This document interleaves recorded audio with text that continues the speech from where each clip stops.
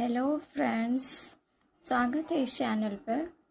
आज का वीडियो, अब तक हमने डेवलपमेंट के बारे जो कुछ भी पढ़ा है उसी से रिलेटेड आज हम प्रीवियस ईयर क्वेश्चन के एनालिसिस करेंगे जो आपको एग्ज़ाम में हेल्प करेंगे।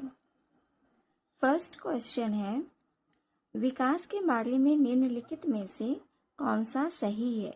इन चार ऑप्शन में से आपको बताना है कौन सही है। फर्स्ट ऑप्शन है, बच्चों में विकास का बहुत सटीक अनुमान लगाया जा सकता है। हमने पढ़ा था विकास का अनुमान किया जा सकता है, लेकिन सटीक अनुमान, सटीक यहाँ एक नेगेटिव वर्ड है, इसलिए ये ऑप्शन गलत होगा। सेकंड ऑप्शन है, विकास एक सरल और एकात्मक प्रक्रिया है। विकास एक जटिल प्रक्रिया होती है और बहुदिशात्मक प्रक्रिया होती है, तो ये ऑप्शन भी गलत है। थर्ड ऑप्शन है, विकास को हमेशा सटीक तौर पर मापा जा सकता है। हमने पढ़ा था वृद्धि का मापन कर सकते हैं, विकास का नहीं, तो ये ऑप्शन भी गलत है। फोर्थ ऑप्शन है, विकास बहुआयामी और बहुदिशात्मक होता है।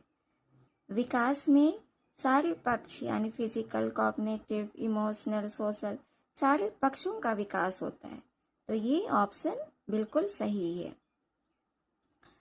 सेकंड क्वेश्चन है, किशोर अवस्था के दौरान लंबाई और वजन में बढ़त जो आम तौर पर यौन परिपक्वता से पहले होती है, क्या कहलाती है। सेक्सुअल मैच्योरिटी से पहले बालक के शरीर में जो उसका लंबाई है, वजन है, वो अचानक से बढ़ने लगता है, तो इसे क्या कहते हैं। फर्स्ट ऑप्शन है वृद्धि में तेजी, मतलब अचानक से इसमें वृद्धि हो रहा है, शरीर के विकास में अचानक से वृद्धि हो रहा है, तो ये ऑप्शन हम मान सकते हैं। अगला ऑप्शन देखते हैं, विकासात्मक प्रक्रिया, मतलब ये विकास की प्रक्रिया है। और थर्ड ऑप्शन है मासिक धर्म, ये बालिकाओं में जब सेक्सुअल मैच्योरिटी आ जाती है तब ये मेंस्ट्रुअल साइकिल होता है। और फोर्थ पॉइंट है यौवन। तो ये तीन ऑप्शन को देखें तो बिल्कुल भी सही नहीं है, लेकिन जो फर्स्ट ऑप्शन है वो बिल्कुल सही है। तीसरा क्वेश्चन है, विकासात्मक प्रक्रिया में असंतात्य के क्या मायने हैं। यह असंतात्य का मतलब होता है डिसकंटिन्यूटी, मतलब विकास की प्रक्रिया के दौरान जितने भी चेंजेस आ रहे हैं, नए तरीके आ रहे हैं, उनसे संसार को समझने में मदद होती है। ये बिल्कुल सही है, क्योंकि ज़रूरतों और समय के अनुसार चेंजेस हो रही हैं और वे सारे चेंजेस विकास में हेल्पफुल होते हैं, तो ये ऑप्शन बिल्कुल सही है। सेकेंड ऑप्शन है, विकासात्मक प्रक्रिया में नकारात्मक विच्छेद, मतलब बोला गया है कि जो डिसकंटिन्यूटी है विकास की प्रक्रिया, वो उसमें क्या नेगेटिव ब्रेक्स है, उसे यहाँ नेगेटिव माना गया है, तो ये बिल्कुल गलत है। वो नेगेटिव नहीं है, क्योंकि विकास के सिद्धांत में हमने पढ़ा है कि विकास फ्लेक्सिबल होता है, वो लचीला होता है, उसमें चेंजेस किए जा सकते हैं, तो ये बिल्कुल गलत है। थर्ड ऑप्शन है, विकास की प्रक्रिया में अधोमुखी गिरावट, मतलब यहाँ बोला गया है कि जो डिसकंटिन्यूटी है इसका मतलब है कि ये गिरावट है, तो ये ऑप्शन भी बिल्कुल नेगेटिव है, इसलिए ये गलत है।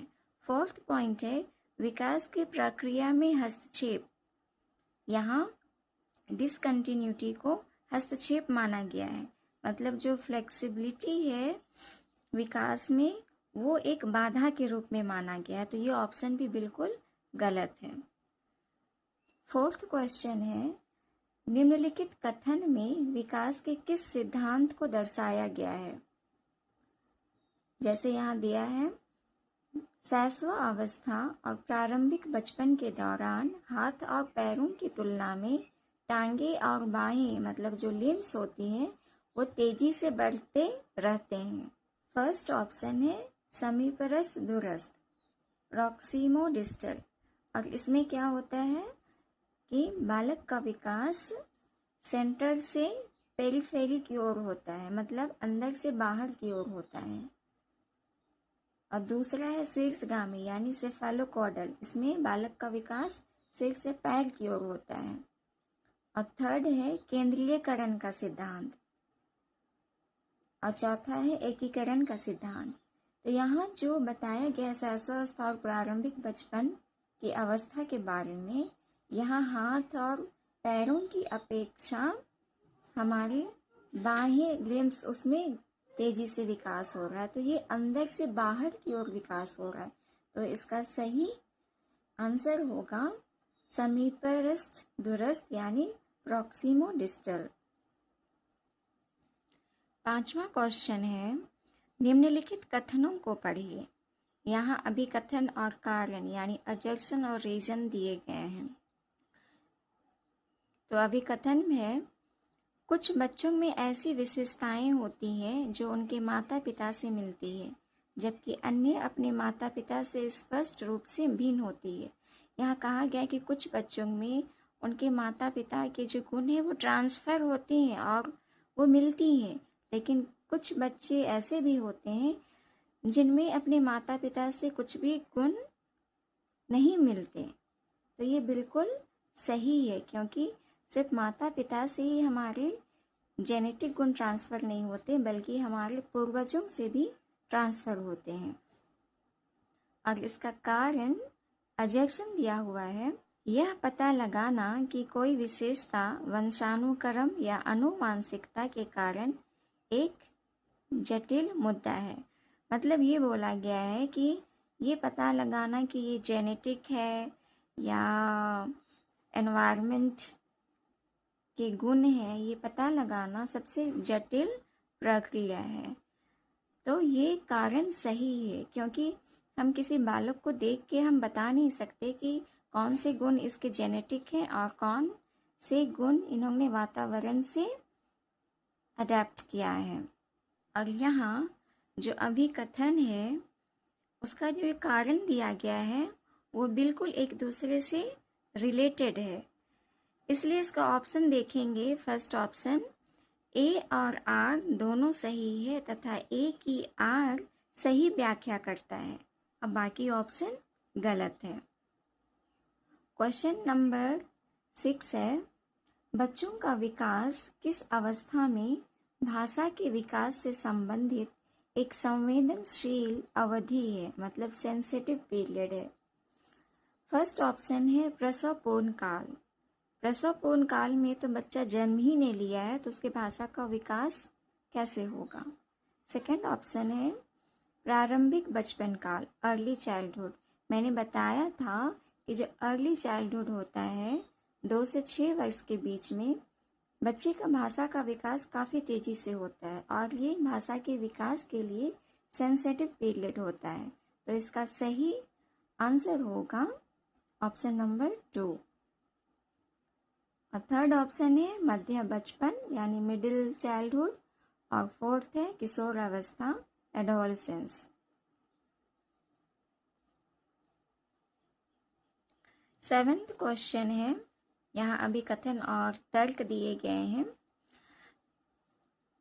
कथन में है बच्चे सही ढंग से नहीं सीख पाते अगर वह अस्वस्थ या अल्प पोषित है। मतलब अगर बच्चे का स्वास्थ्य सही नहीं है, अगर उसको पोषण सही से, न्यूट्रिशन सही से नहीं मिल पा रहे हैं, तो उसका विकास नहीं हो पाएगा और वो नहीं सीख पाएगा। ये बिल्कुल सही है। और तर्क क्या दिया हुआ है, विकास के सभी आयाम परस्पर रूप से जुड़े हैं। शारीरिक विकास संज्ञानात्मक विकास को प्रभावित करता है। तो ये तर्क भी बिल्कुल सही है, क्योंकि अगर बच्चे का शारीरिक विकास अच्छा है तो ऑब्वियस है कि उसका संज्ञानात्मक और जो भी अन्य पक्षों का विकास है वो भी अच्छा होगा। इस तरह से अजर्सन और रीजन दोनों सही है और ये एक दूसरे की सही व्याख्या करते हैं। तो इसका ऑप्शन फर्स्ट में दिया है ए और आर दोनों सही है और ए की आर सही व्याख्या करता है, तो ये ऑप्शन बिल्कुल सही होगा। 8वां क्वेश्चन है, यहाँ भी कथन और कारण दिए गए हैं। कथन में है बच्चों के बीच विकासात्मक दरों में काफ़ी विभिन्नताएं मौजूद होती हैं। मतलब जो बच्चे का विकास का जो रेट है वो भिन्न भिन्न होता है, वो अलग अलग होता है। हमने विकास के सिद्धांत में पढ़ा था कि जो विकास के दर होते हैं वो पर्सन टू पर्सन वैरी करते हैं, तो ये बिल्कुल सही है।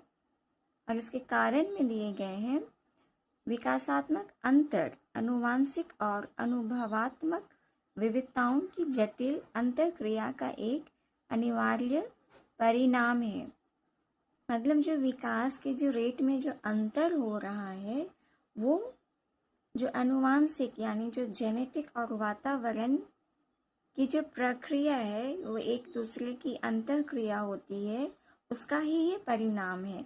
तो ये कारण भी बिल्कुल सही है और ये एक दूसरे की सही व्याख्या कर रहा है। इसके ऑप्शन 3 में है ए और आर दोनों सही तथा आर ए की सही व्याख्या करता है।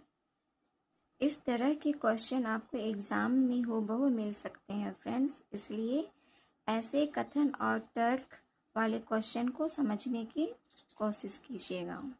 9th क्वेश्चन है प्रकृति पोषण यानी नेचर नर्चर विवाद में प्रकृति से क्या अभिप्राय है। मतलब यहाँ प्रकृति के बारे में पूछा गया है कि इसका क्या मतलब है। बालक के विकास को पोषित करने के लिए जो वातावरण जैसे खान पान, परिवार का माहौल, समाज का वातावरण दिए जाते हैं। फर्स्ट ऑप्शन है हमारे आसपास का वातावरण। तो प्रकृति यानी नेचर का मतलब है जन्मजात, तो ये ऑप्शन गलत है। सेकंड ऑप्शन है जैविकीय विशिष्टताएं या वंशानुक्रम, मतलब बायोलॉजिकल और जो हेरिडिटी ये जो इन्फॉर्मेशन है वो, तो ये बिल्कुल सही ऑप्शन है क्योंकि जो हमें जन्म से प्राप्त इन्फॉर्मेशन है वो प्रकृति नेचर से रिलेटेड है। थर्ड ऑप्शन है एक व्यक्ति की मूल वृत्ति और फोर्थ है भौतिक और सामाजिक संसार जटिल शक्तियाँ, तो इसका सही आंसर होगा ऑप्शन नंबर 2। 10वां क्वेश्चन है बच्चों का विकास। मतलब यहाँ बच्चों के विकास के बारे में 4 पॉइंट दिए गए हैं, आपको बताना है कि कौन सा पॉइंट सही है। फर्स्ट पॉइंट है बच्चों का विकास सटीक अनुमान लगाया जा सकता है। ये क्वेश्चन पहले भी आ चुके हैं लेकिन ये इससे बिल्कुल अलग है, ये अलग क्वेश्चन है। तो मैंने बताया था सटीक अनुमान नहीं लगा सकते, तो यह ऑप्शन गलत है। सेकंड है एक सरल एकात्मक प्रक्रिया है। बच्चों का विकास कैसा है, जटिल प्रक्रिया है, तो यह ऑप्शन भी गलत है। थर्ड ऑप्शन है अस्त व्यस्त और अव्यवस्थित। बच्चों का विकास अस्त व्यस्त नहीं है, ये डिसऑर्डरली नहीं है, ये सीक्वेंशियली चलने वाली प्रक्रिया है, तो ये ऑप्शन भी गलत है।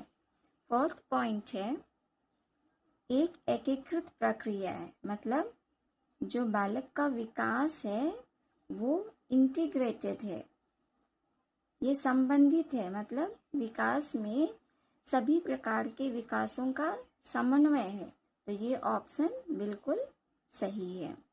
आई होप फ्रेंड्स सभी क्वेश्चन के एनालिसिस समझ में आ गए होंगे और जो भी आंसर मैंने मार्क किए हैं वह सभी ऑफिशियल आंसर हैं। मिलते हैं न्यू कॉन्सेप्ट के साथ नेक्स्ट वीडियो में।